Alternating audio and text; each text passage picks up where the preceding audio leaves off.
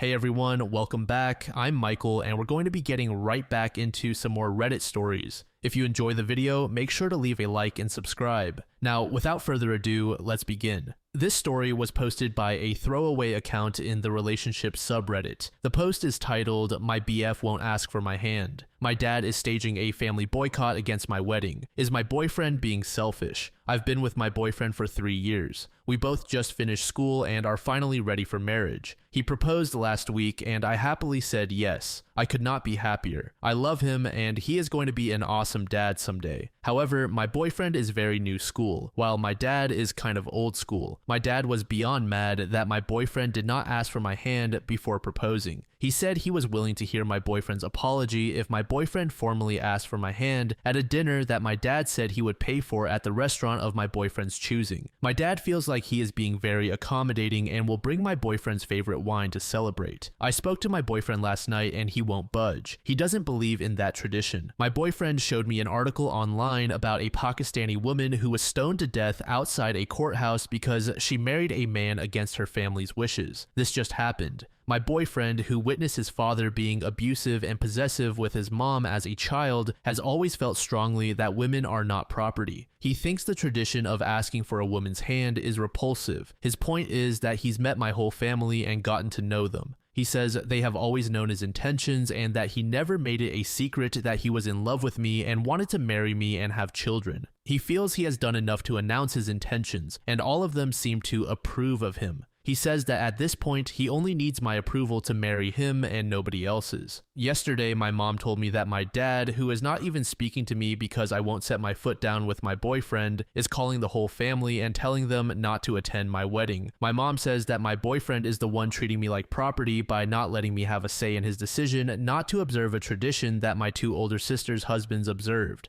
I told my mother that I understand where my boyfriend is coming from and that I have decided to do away with the tradition of him asking for my hand. My mother is obviously mad and said that I should be ready for serious consequences. I asked her what those consequences would be, but she would not say. However, from talking to my sister, I learned that they would blackball us from all family gatherings. My 2 sisters and my mom have told me that my boyfriend is being selfish. The wedding is set for August 9th, and I'm worried that nobody in my family will attend. User Shelf Life said, "It's one thing for a father to be a bit disappointed that he wasn't asked for his daughter's hand. It's a grossly outdated tradition, but some people like the old ways, such as giving the bride away. However, your parents threatening to boycott your wedding and impose other consequences is incredibly extreme and unreasonable. If my parents threatened to boycott the happiest day of my life over something so petty, I'd say, see ya. Your parents aren't upset that you and your partner aren't honoring old traditions. They're upset that you're not kissing their asses. Your father obviously still intends to be the most important person in your life, and he is angry that his control is threatened. Seriously, don't negotiate with terrorists. You're your own woman now, and you're beginning a new life and a new family. Being part of your family is a privilege, not a right, and if your parents are holding their love and support ransom unless you toe the line, then I'd say you're better off without them. Unless you want to ask their permission every day on how to raise your children and how to run a household, tell them now that they have no say in how you live your life." User M. Radas said, "Your family is being kind of rude. Threatening your boyfriend and your wedding because he doesn't want to do a tradition that he has seen as harmful is rather selfish of them. Your boyfriend is doing the right thing by not asking your father. More to the point, this could have some slippery slope stuff either way. If he caved into your father's demand, it could spiral into more demands and threats because your father would have power over your boyfriend, whether you want that to be the case or not." User Southwest said, "This is just my opinion. I think your father sounds like an insane rage monster, and he thinks he owns your vagina.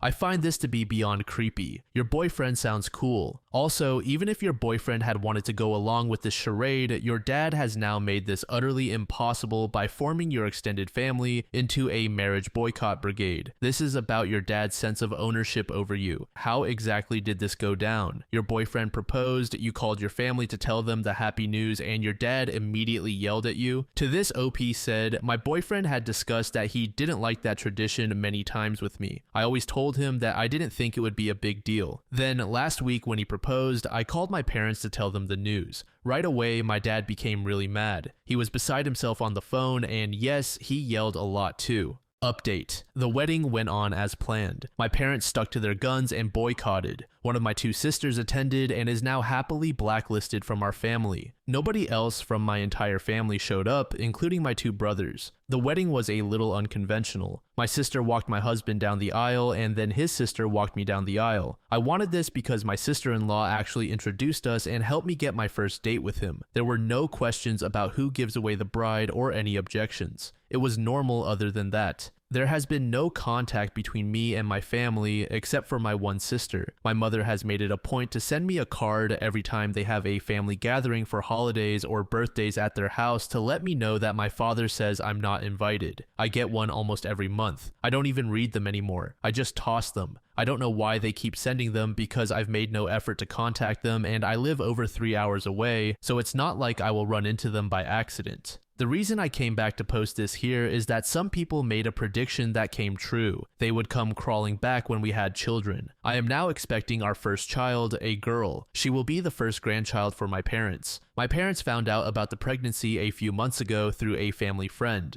They didn't waste any time in making demands, not requests, but demands. My boyfriend and I are not religious, but I had a Catholic upbringing. I don't practice at all by choice. My mother called me back in April telling me that my father wanted our daughter's middle name to be his mother's first name. I said no. My father was listening in on speaker, so I went ahead and told them that they were officially uninvited from all birthdays, graduations, and any other important dates in her life. My father called me half an hour later, crying and begging me to come stay with them for the birth so my mother could care for me. I said no. He also said that he had already made arrangements for his priest to baptize her at his church, but that I needed to agree to naming her after his mother if I wanted this to happen. He said he'd already planned a big celebration for the birth and the baptism that he was paying for. I said no to all of it. He went from meekly trying to sweet-talk me to raising his voice at me, and I hung up.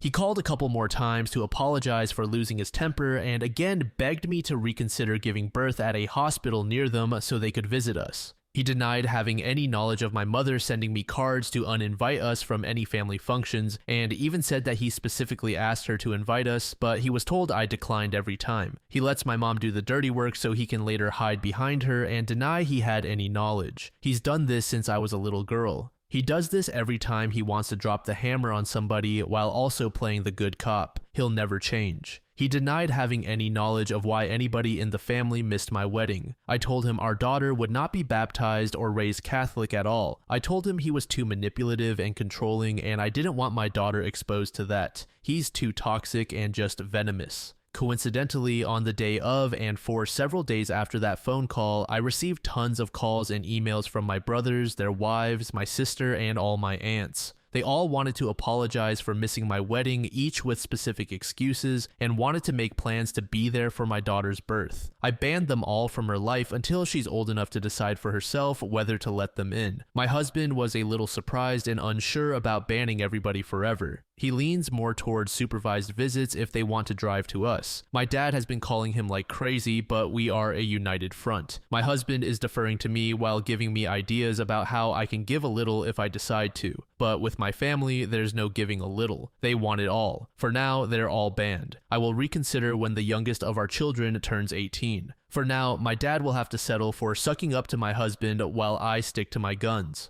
Unlike him, I don't mind owning my decisions, even if it means I'm the bad cop. I'm not ready to give up a relatively drama-free, stress-free life to allow my dad and all his sheep back into our lives.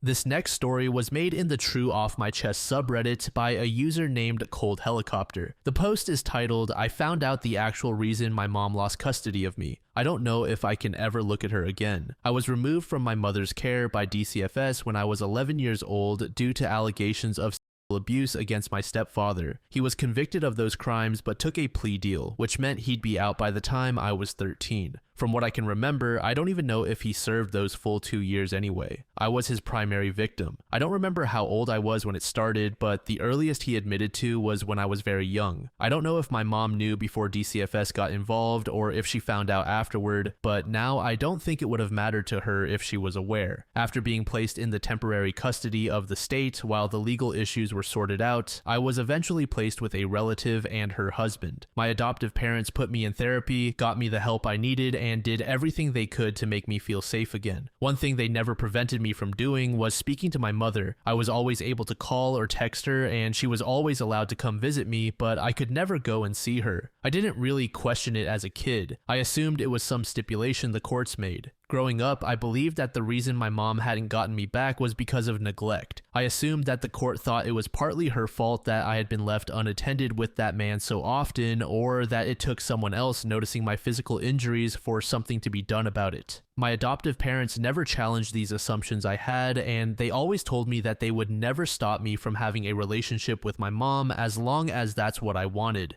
Once I turned 18, my mom and I started talking more frequently, but we didn't see each other in person often. At first, I never thought much of it, but as the years went by, I began questioning the circumstances of my removal and subsequent adoption. I was confused as to why a woman with no prior issues with the law would have had her child taken from her in such a cut and dry way. I decided to ask my adoptive parents about it, and they very gently informed me that my mother had been told that in order for her to regain custody of me, her husband would be required to leave the home and could not come near me under any circumstances, not only because he was an offender, but because I was the victim. My mother evidently could not meet these conditions, and so I was adopted by my relatives. When I worked up the courage to ask my mom if it was true, she didn't deny it. She told me she loved him, that he was a good man who made a mistake. She said that she could have her daughter or stay with her husband, and so she chose him. She picked him over me. I don't even know what to do with the things I'm feeling now. I feel sick just thinking about it. She's my mother, and she knew what he did. He was convicted of sexually abusing her 11-year-old child, and she refused to leave him. For the past 12 years, she has willingly slept in a bed next to the man who assaulted her daughter. She has stayed married to the man who hurt me. My adoptive parents said they were advised by the therapist to let me figure it out in my own time, as my mother, despite picking that man over me, never made any move to have me near him again. She just wasn't willing to make him leave so that I could be with her. Evidently, the therapist thought it would be more detrimental in the long run to keep me from communicating with my mother entirely. None of that makes me feel better. The past 2 days have felt like a nightmare. I don't understand how she could stay with him. I don't understand why she chose a monster over her child. I'm trying to understand why my adoptive parents didn't tell me, but to be honest, I don't really understand their reasoning either. My mom has been texting me, but I haven't answered. I can't even think about her without feeling nauseous or so angry that I want to cry, or both. My adoptive parents keep checking in on me, but I've only answered the phone for them because I don't want them to drive here out of concern. I really don't even know what to do anymore.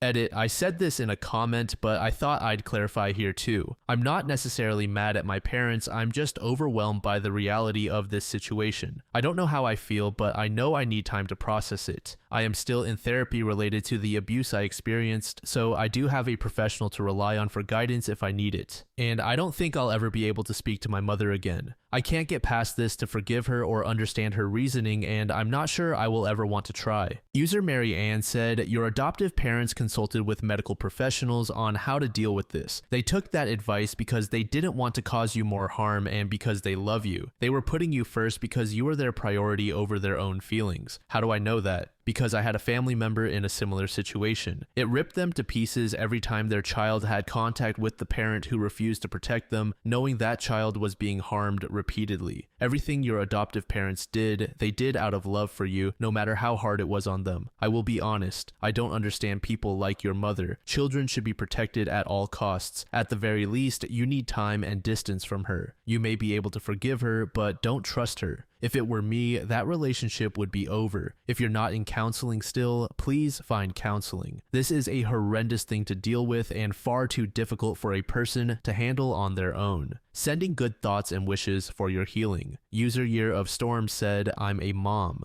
If you were my daughter, I also wouldn't have been able to get custody back because the bastard who abused my child would be in a landfill upstate, riddled with stab wounds, and I would be in jail. There is something truly defective in her. Whether she is a victim of abuse herself or simply lacks some fundamental aspect of humanity, she is wrong down to her wiring. She should have protected you. She should have felt sick just looking at him. None of this reflects poorly on you. You are her perfect child and always were. I'm so sorry. Update. Hello, I wanted to provide a little update. I didn't expect that many people to see the post. Honestly, I just needed to vent and didn't want to dump any of that on my friends or family. I had a therapy session earlier in the week, so I was able to bring this revelation up with my therapist, and we're going to work on ways to help me process it. That's obviously something that will take time, but I'm sure I'll eventually find a way to live with it. Right now, I still don't know how to unpack any of the feelings I have about this. I do understand why my adoptive parents went about it the way they did.